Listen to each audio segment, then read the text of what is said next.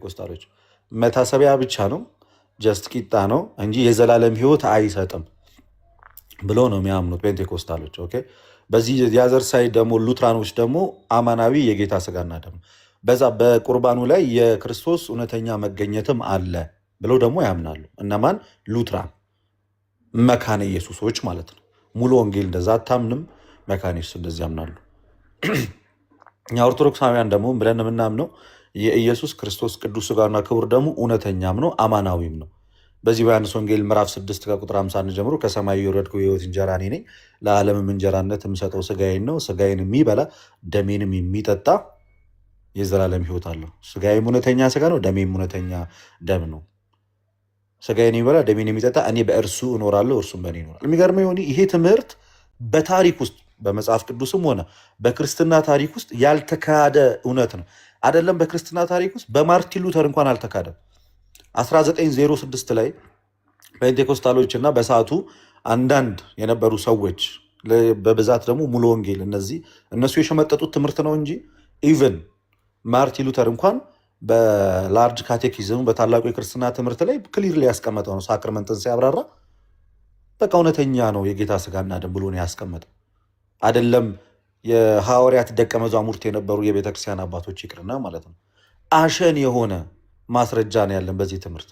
2 ጥቅስ በቂያችን ነው ቱ ቢ አነስት ይህን ነገር ለማስረዳት። ዮሐንስ ወንጌል እና የሐዋርያው የቅዱስ ጳውሎስ ወደ ቆሮንቶስ ሰዎች የላከው መልእክት ሁለተኛው አንደኛ ቆሮንቶስ ላይ ያለው በቂያችን ነው። በቃ ምን ያህል የጌታ ስጋና ደም እውነተኛ እንደሆነ ለማስረዳት እና ሌትስ ወይ ትንሽ እንጠብቃቸውና ከዛ እኛ ወደ ሌላ ሰው የሚገባ ሌላ ፕሮቴስታንት የሚገባ ካለ ኢንቫይት ማድረግ ይችላል። የተጠሩት እነ ቃሌ፣ እነ ኤፍሬም፣ እነ ጆን ሉትራን፣ እነ አቤል የማይመጡ ከሆነ ሌሎች ኤፍሬም እንኳን ረባሽ ነገር ሊያወራ አይመጣም። አየሁ ደጋግሜ ብዙ ቦታ አየሁት። እግዚአብሔር አማን ሻሎም አንድ ቁጥር እየጻፈልኝ ይመስለኛል። አማን ሻሎም በደስታ አማን ሻሎም እኔ አማን ሻሎም ይመቸኛል እንዴ በደስታ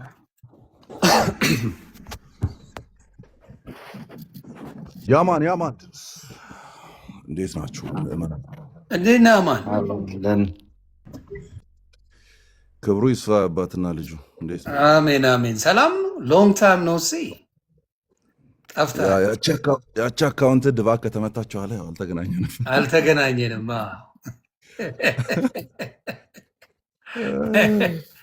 ያንተ ነው ሁሌም ያለው ወይስ የተመታ አካውንት አለ? አለኝ። አንድ ተመቷል። ይሄ ሁለተኛ ነው። ኦኬ። አይ ደስ ይላል። እንዲያውም እንደዛ ከሆነ ያንተና የልደት ጉዳይ ይመስለኛል። ሌሎቹ ባይገቡ መልካም ነው። የምትወያዩ ከሆነ አደለ? ልደት ሰላም ብያችኋለሁ። ዮኒ ሰላም ዲያቆን መኩ ደህና ናችሁ? እግዚአብሔር ይመስገን አለን። ሌሎች ምን አይመጡም ተባለ እንዴ? አይ ሌሎቹማ አይመጡም ተባለ። አይ መልእክት ይዤ ነው የመጣሁትና መልእክቱን እንትን ልበል። 2 መልእክት አለኝ። አንደኛው ለልደት ነው። ለልደት ቪዲዮ ሰርቼ አስቀምጫለሁ። እስካሁን ጸጥ ብሏል እና በዚህ ህዝብ ፊት ድጋሚ ልማጸን ነው የመጣሁት። 4 የድቤት ቶፒኮችን ሰጥቼዋለሁ። እስካሁን አልተቀበለም፣ ኦር በውስጥ አላወራኝም እና ያው በኮስት ነው የምንገባው እንደተለመደው ማለት ነው።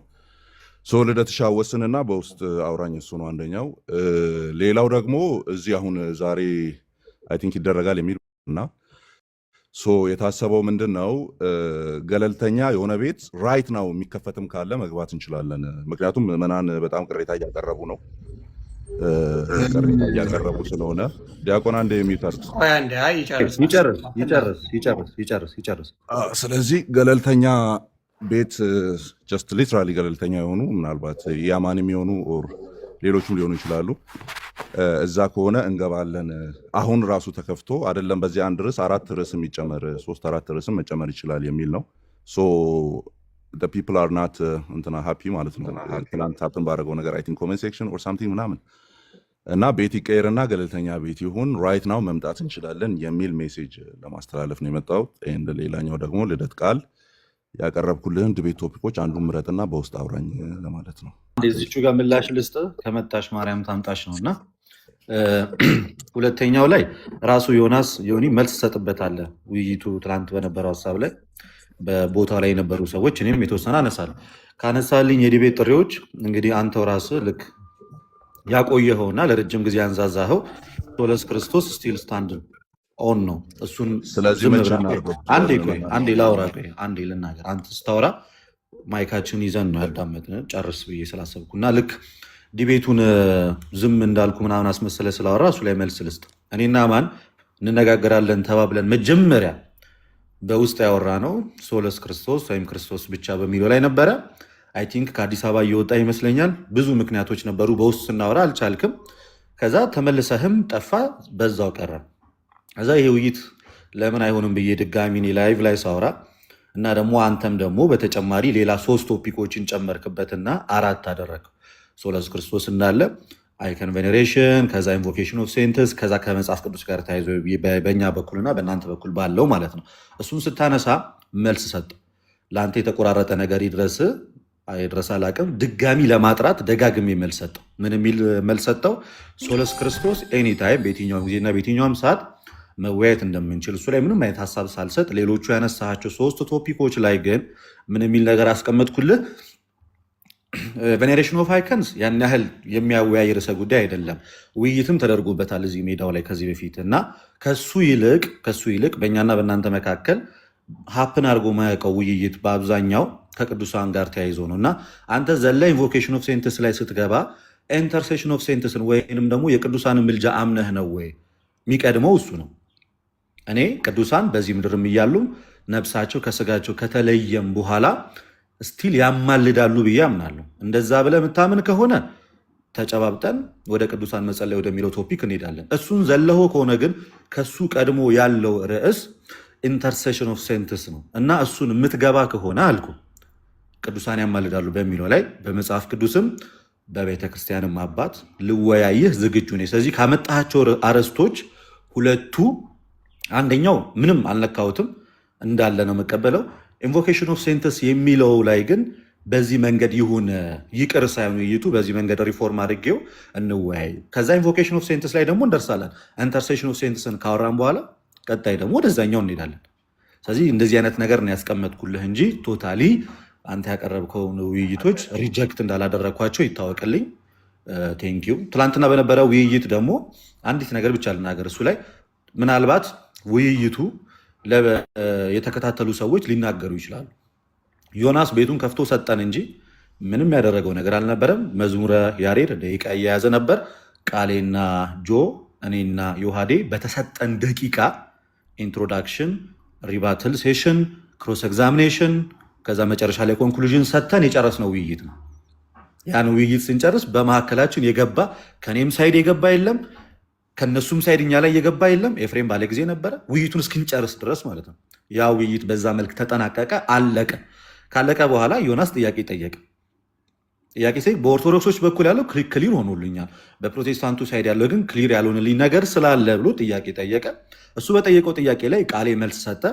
መልሱ ባያጠግበኝም ግን መልስህን ተቀብየዋለሁ አለው። ከዛ ኤፍሬም እኔ ትንሽ እዛ ላይ ማብራሪያ ሰጣለሁ አለ፣ ሰጠ። በእንደዚህ አይነት መንገድ ውይይቱ አለቀ። ሜይቢ እናንተ በዛ ውይይት ሌላ የምታቀርቡት ቅሬታ ካለ ማቅረብ ይቻላል እንጂ ፌር ኢነፍ የነበረ ውይይት ነበረ ትላንትና ከሰዓት አንጻር።